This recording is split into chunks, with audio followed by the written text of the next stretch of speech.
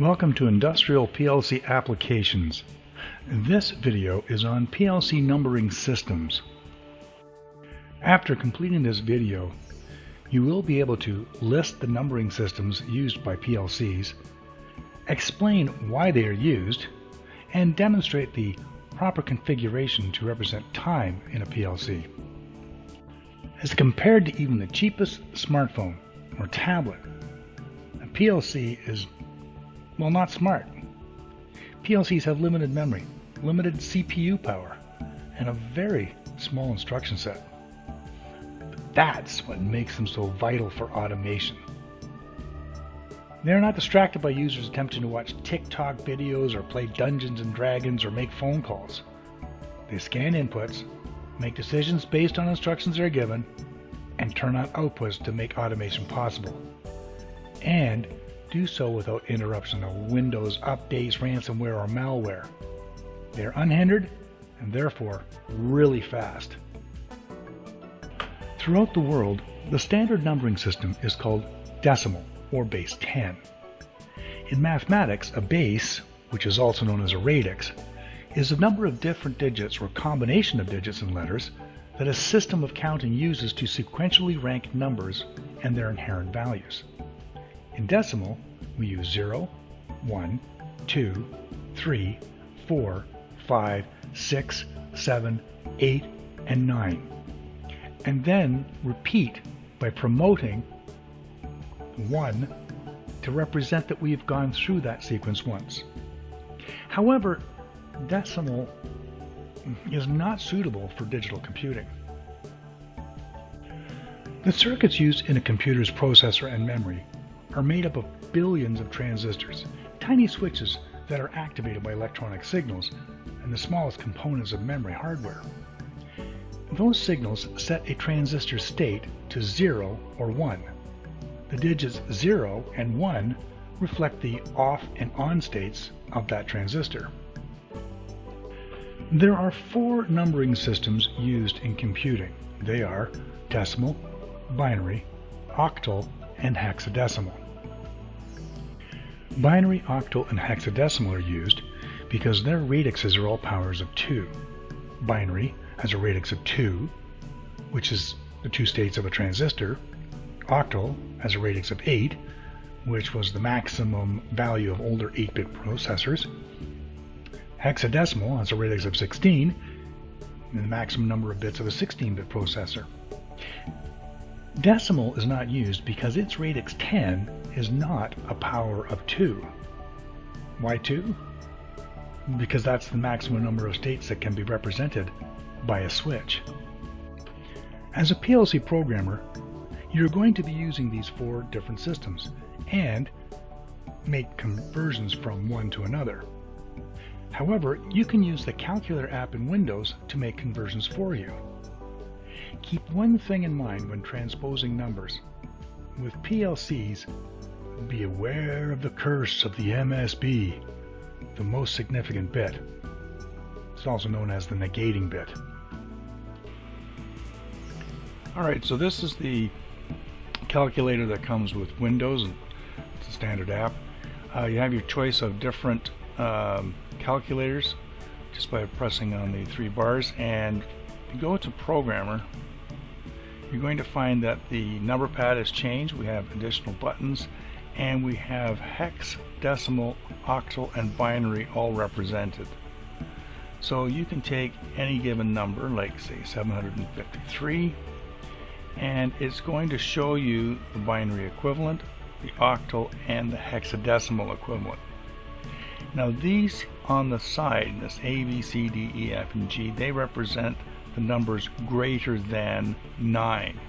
So if we go to hex, it's going to show you those letters and activate them. So I can take my current to F1, which is 753, and I can multiply that by DD7 and equal, and we now have a new hexadecimal number 28B567, which is equivalent to 2,667,000 65,879.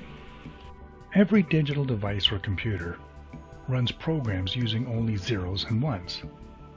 Programmers use programming languages and software which converts words and phrases and interface actions such as keyboard strikes and mouse clicks, etc., into a stream of ones and zeros so that the device can operate the commanded instructions.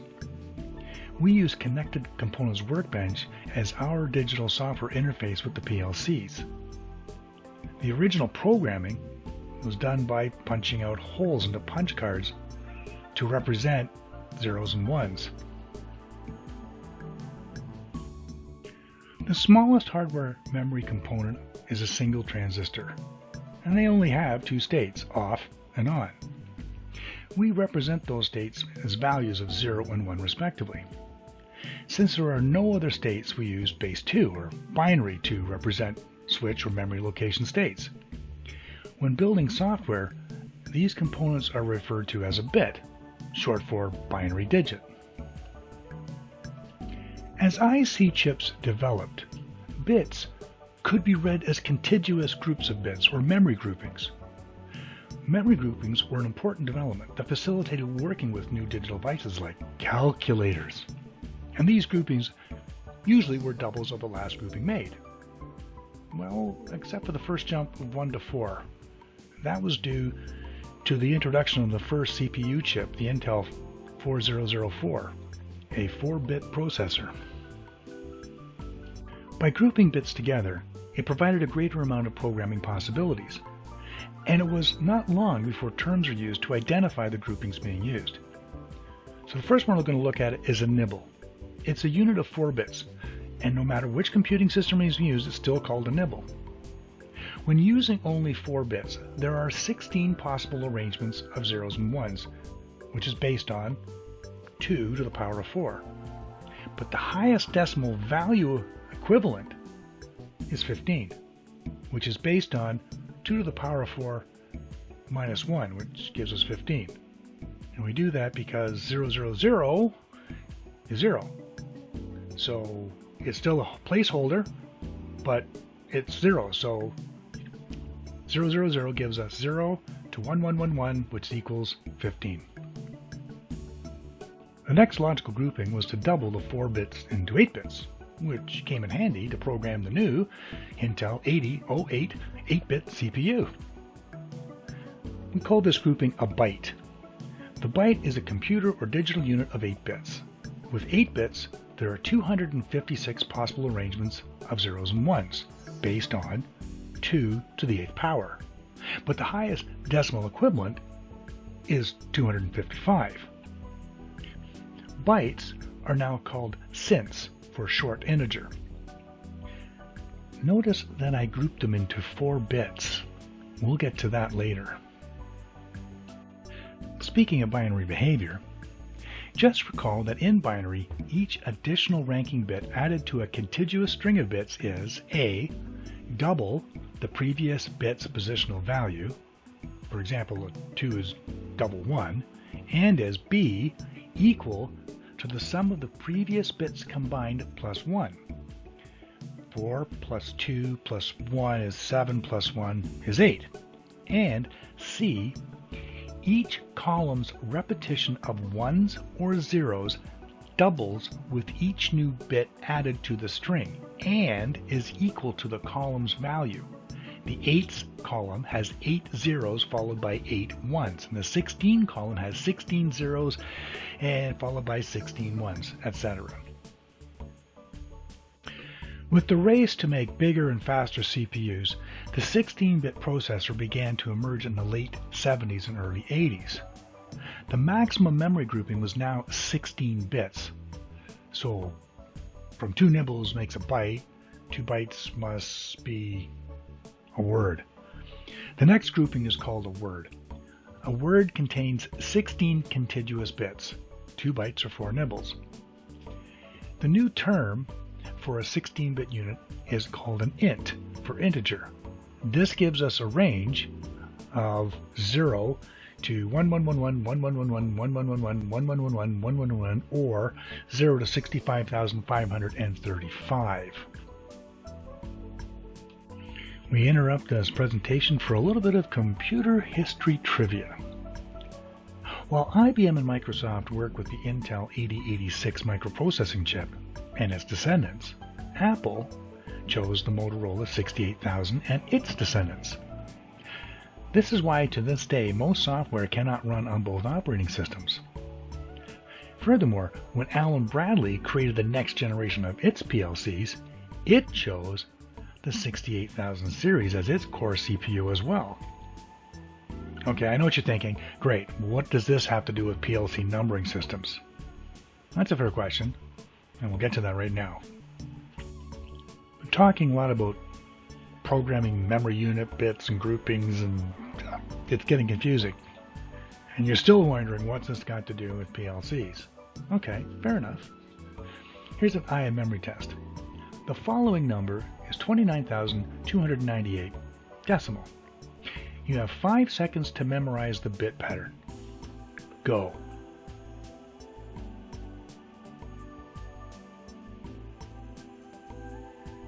Okay, if you got this order, congratulations.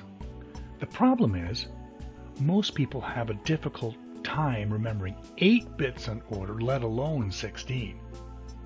Even programmers found it impossible, at least without making a mistake. In fact, the second pattern is the correct pattern, even given the information. Now that you know that, it's hard to spot the wrong bits. This is why I broke the pattern down into nibbles before, and why programmers created hexadecimal. Memorizing 16 ones and zeros in a row is hard. But it's also very easy to remember 4 bits, or a nibble. And 4 nibbles gives you 16 bits, or a word. 4 bits, as shown in the table, also gives you 0 to 15 decimal. But each value also represents a pattern of bits. So programmers created a numbering system with a base of 6 and 10, hexadecimal, or hexadecimal. From that point forward, they could shorthand data entry. Entering a 3 represented 0011. An entry of B represented 1011. An entry of F16D would represent 1111, 0001, 0110, and 1101. Remember that all numbering systems are read from left to right, starting with the most significant digit. Decimal counts by ones from 0 until 9, it's radix. Then a new series is started, but a 1 is placed to the left to signify a rotation of counts has been completed. This is repeated as each higher leftmost digit is added, and it's raised by a power of 10 from the number to its right. So you have the thousands, the 100s, the 10s, the 1s, etc. All number systems do this, except the power is raised by the base. Each significant digit is a factor of the rank to its right. Except in PLCs. Well, at least when it comes to the most highest of most significant bits in a contiguous set of bits. When you have a cent or larger, the most significant bit does not behave the way it should. Let's look at binary. 1, 0, 0, 0, 0, 0, 0, 0 should negative 128.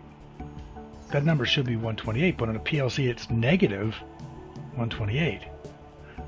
This is because binary does not have a method of making negative numbers.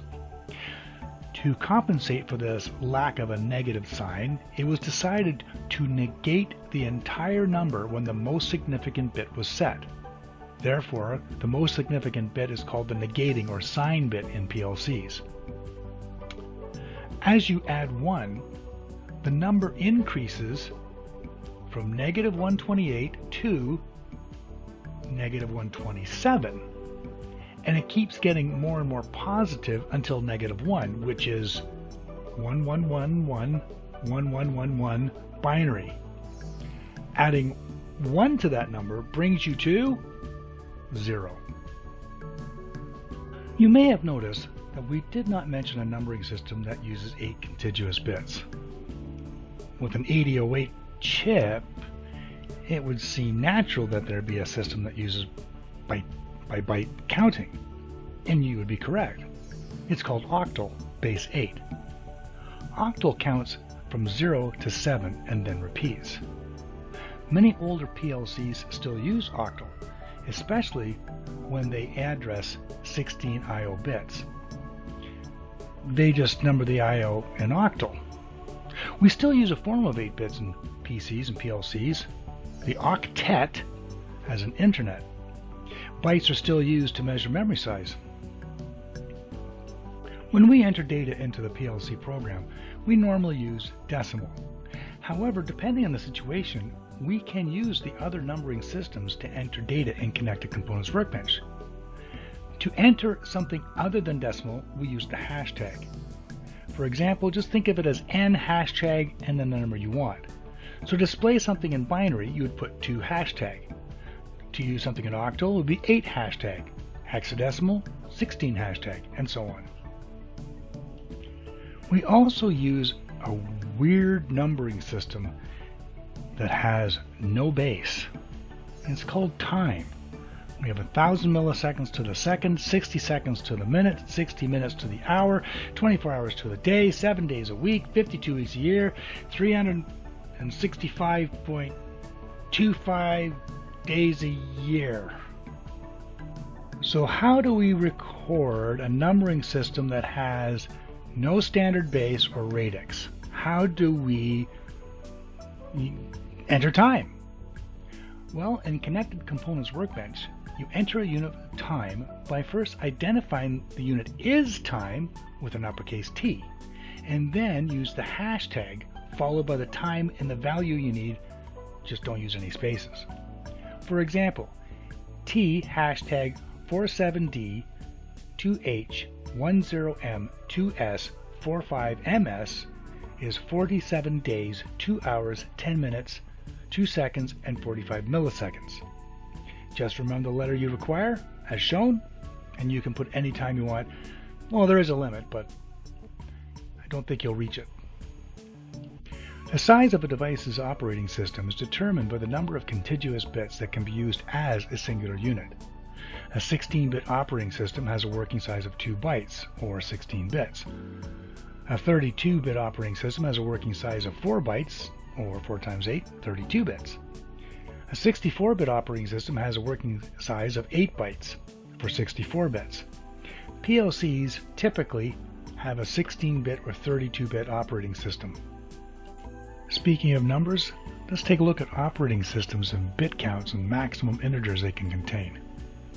With operating systems, the bit count, 16-bit, 32-bit, 64-bit, etc., is the maximum size of the data bus. In other words, it's the largest number of contiguous bits that can be passed in parallel in a single action at once.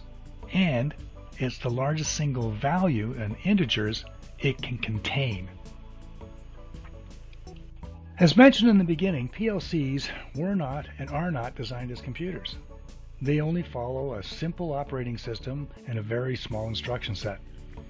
It's limited in its abilities. You can't watch videos or surf the net, but they are fantastic at controlling machines and equipment. And this is accomplished by a simple processor working only with ones and zeros. But since humans do not think in ones and zeros, software and different numbering systems bridge the gap. Therefore, being familiar with binary, octal, and hexadecimal will improve your understanding of PLC operation and logic programming.